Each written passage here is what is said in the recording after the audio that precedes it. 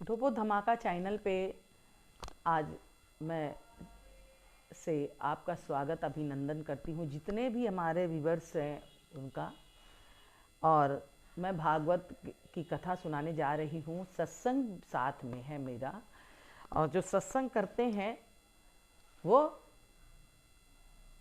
मुक्ति पा जाते हैं। बोलो सुखदेव, बोलो गणेश गणपति की जय, बोलो गौरी मैया की जय, बोलो नवग्रहों की जय, कुल देवता कुल देवी गौ की जय, ग्राम देवता पितृ देवता की जय।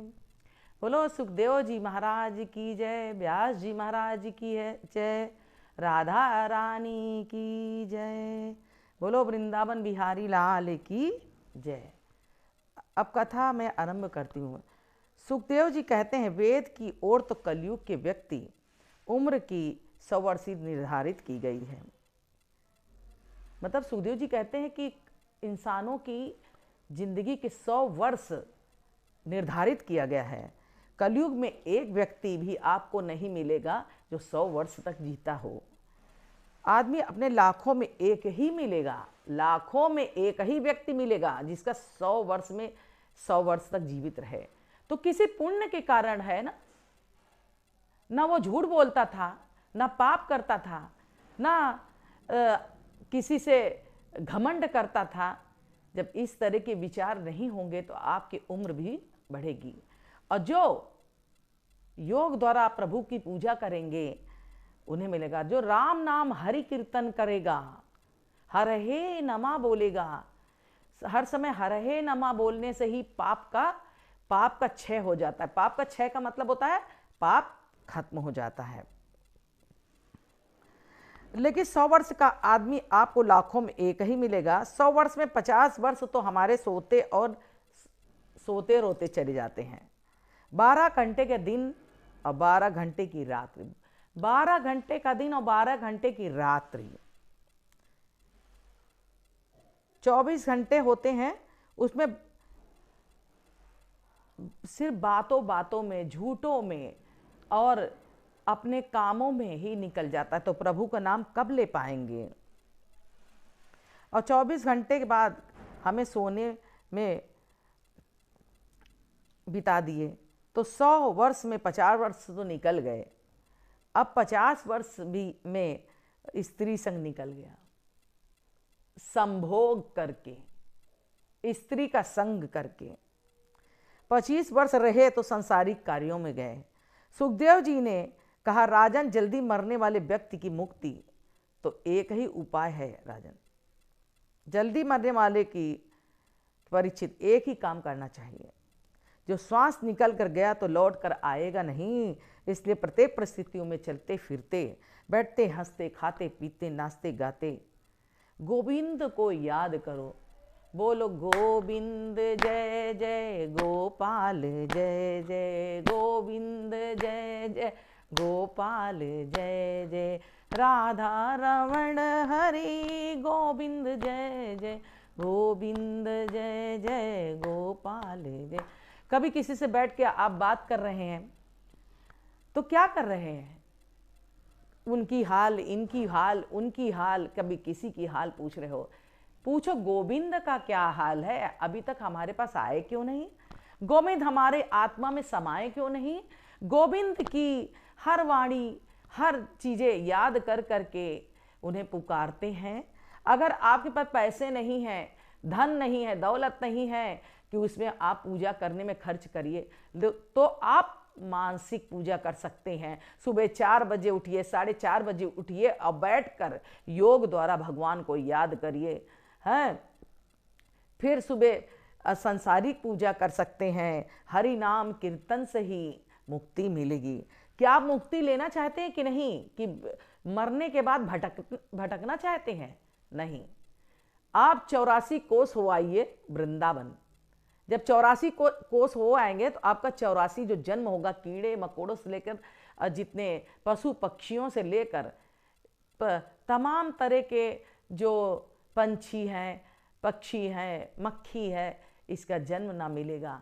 आप जब 84 कोस पूरा कर लेंगे और हरि कीर्तन गोविंद का नाम लेते रहेंगे तो कोई भी आपको सता नहीं सकता, और ना आपका ये घूमता हुआ चक्कर जो है कभी हो सकता है, ना फिर आपका जन्म होगा और ना मृत्यु ही होगी। इन मृत्यु और जन्म से ही आपको तमाम छुटकारा मिल जाएगा। बोलो वृंदावन बिहारी लाल की जय। जो श्वास निकल गया तो वापिस नहीं आएगा। कर से कर्म करहूं विधि नाना, मन राख्यो जहां कृपा निधाना। मन को गोविंद के चरणों में बांध लो। ये मन ही तो बंधन और मुक्ति का कारण होता है। राजा ने कहा मन तो बड़ा चंचल है। मंदिर में गया, आपने कहा ठाकुर जी फूल चढ़ाओ, मैंने चढ़ा दिया। वस्त्र चढ़ाओ, मैंने चढ़ा दिया। आपने कहा अपने मन को चढ़ाओ, तो मन को तो मैं नहीं चढ़ा सकता ना। यही तो सबसे बड़ी कमी है कि मन को नहीं चढ़ा सके। जब मन को चढ़ा लोगे तो फूलों की क्या जरूरत पड़ेगी, क्योंकि मन तो मेरे बस में नहीं है। तो आप अपने मन को बस में करने के लिए सीधे योग द्वारा ही मन को प्राणायाम करके अपने मन को काबू में कर सकते हैं। आपकी कलकत्ता में बंबई में हवाई जहाज से जाना है तो कम से कम 2.5 घंटे के समय तो लगेगा, लेकिन मन को बंबई पहुंचाने में आधा सेकंड लगेगा। ऐसा महसूस करेंगे कि बंबई हम पहुंच गए हैं। तो मन जो तीव्र गति से चल रहा है उसको रोको और प्रभु में लगाओ। परीक्षित कहते हैं मन को गोविंद के चरणों में लगाओ। लगाऊं कैसे? आचार्य सुखदेव जी कहते हैं राजन मन को वश में करना तो 4 बातों को ध्यान में रखो। मन को जीतना है तो पहले आसन को जीतो, कि बैठने का आसन जो है वो आप अभ्यास करो। जीतासन इसका मतलब है कि एक आसन पर बहुत देर तक बैठने से आदत डालना। जित सांसों प्रता जल्दी उठना चाहिए। सुबह के टाइम जल्दी उठना चाहिए, भोर के टाइम ब्रह्म मुहूर्त में व्यक्ति को उठ जाना चाहिए और 4:30 बजे के बाद सोना अपराध है।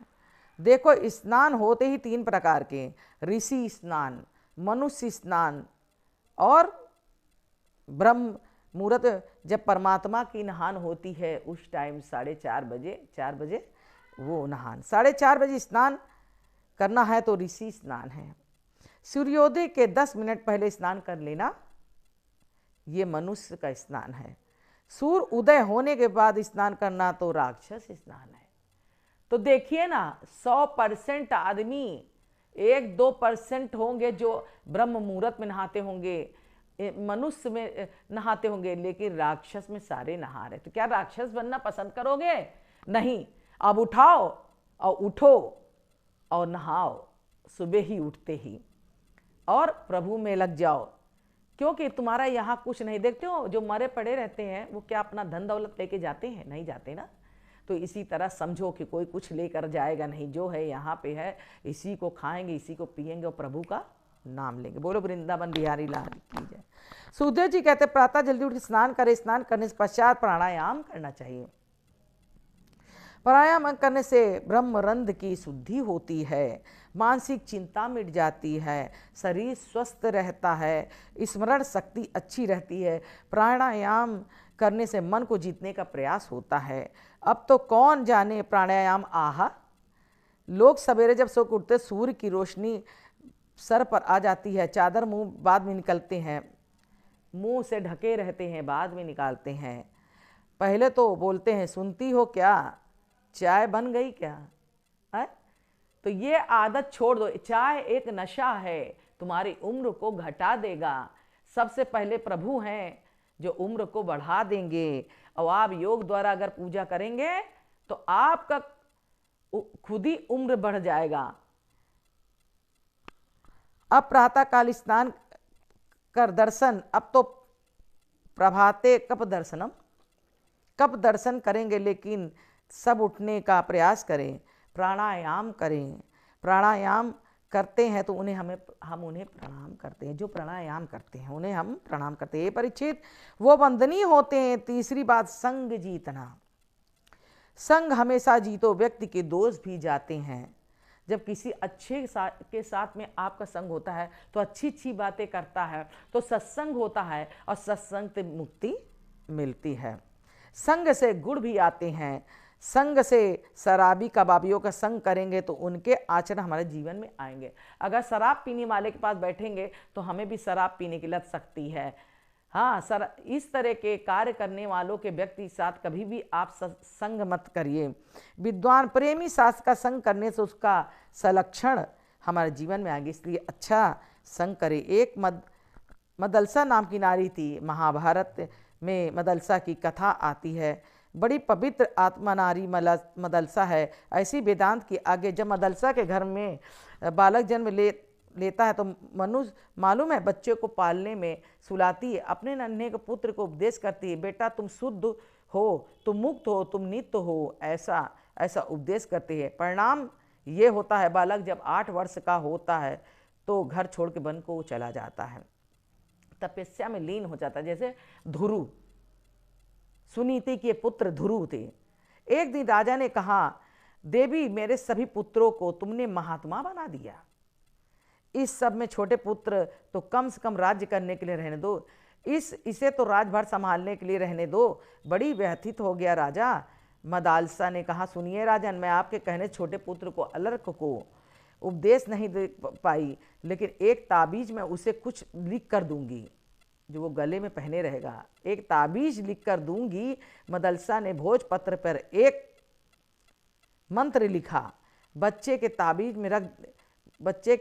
में रख दिया। पति पत्नी जब वन में जाने लगे तो अलकर रोते हुए बोला, माँ मेरे सभी भाई संत बन गए, अब आप भी वन में जा रही हैं, मुझे कौन देखेगा, कौन मुझे शिक्षा देगा, मैं अकेला हो गया रहूँगा। माँ ने कहा, बेटा तुम्हें गले में जो ताबीज है बस उसे खोलकर कभी पढ़ लेना, तुम्हारा कल्याण होगा। बेटे से कहा कि तुम ताबीज पहन लेना। एक चांदी की ताबीज आती है, भोजपत्र पे लिख के डाल देते हैं, है ना। तो बेटा संग को हमेशा त्याग करना। बुरे आदमी का संग मिले तो कभी उसके प्रयास मत करना। तो विद्वानों कहना, संतों का कहना, संत संग की भवसागर को उतारने की एक नौका है। एक औषधि अलग के जीवन को एक मंत्र में समार दिया। जित संग जितेंद्र। चौथी बात है इंद्रियों को जीतना, इंद्रियों को वश में करना प्रयास करो। इंद्रियों को जिसने संयमित किया उसका जीवन आदर्श बन गया। परीक्षित फिर एकांत बैठ जाते हैं, उनका जीवन आदर्श बन सकता है। स्थिर रूप से भगवान चिंतन करते हैं। पूरा विश्व प्रपंच परमात्मा को रूप है, ये सोचकर चिंतन करें। राधे राधे करना चाहिए। जैसे माँ ने मंत्र दिया तो उसको याद आया, उस मंत्र को किया कि मुझे गलत के संग नहीं रहना है, जो सत्संगी होगा उसके साथ रहना है, सत्संग से ही मुक्ति मिलेगी। तो माँ ने यही उसको सुनाया। और राम नाम हरि कीर्तन करना है, यही ताबीज़ लिख के डाल दिया। हर माँ को चाहिए कि अपने पुत्र को ये ताबीज़ जरूर पहना दे कि राम नाम कीर्तन और सत का संग करे और किसी गलत का संग ना करे। तो इसलिए कहा, चिंतन को बढ़ाओ, चिता को मिटाओ। चिंता संसार में होती, चिंतन परमात्मा को होता है। जब 4 बातों को ध्यान रखे व्यक्ति चिंतन को बढ़ाएगा तो ज़्यादा ही ज़्यादा चिंतन प्रभु का करेगा। धीरे धीरे मन परमात्मा में लग जाएगा, मन की चंचलता समाप्त हो जाएगी, देह अभ्यास की निवृत्ति की जाएगी। इस बात शुद्ध परमात्मा का चिंतन किया, उनका दिव्य स्तवन हुआ। बोलो वृंदावन बिहारी लाल की जय। श्री कृष्ण गोविंद हरे मुरारी, हे नाथ नारायण वासुदेवा। श्री कृष्ण गोविंद हरे मुरारी, हे नाथ नारायण वासुदेवा। अगर नहीं आ रहा है तो हरि कीर्तन करें, हरे कृष्णा कृष्णा कृष्णा हरे हरे, हरे राम राम राम हरे हरे, कृष्णा कृष्णा कृष्णा हरे हरे, हरे राम राम हरे हरे। तो इस तरह से भगवान का नमन और कीर्तन करेंगे तो मुक्ति अपने आप ही मिल जाएगी। बोलो वृंदावन बिहारी लाल की जय।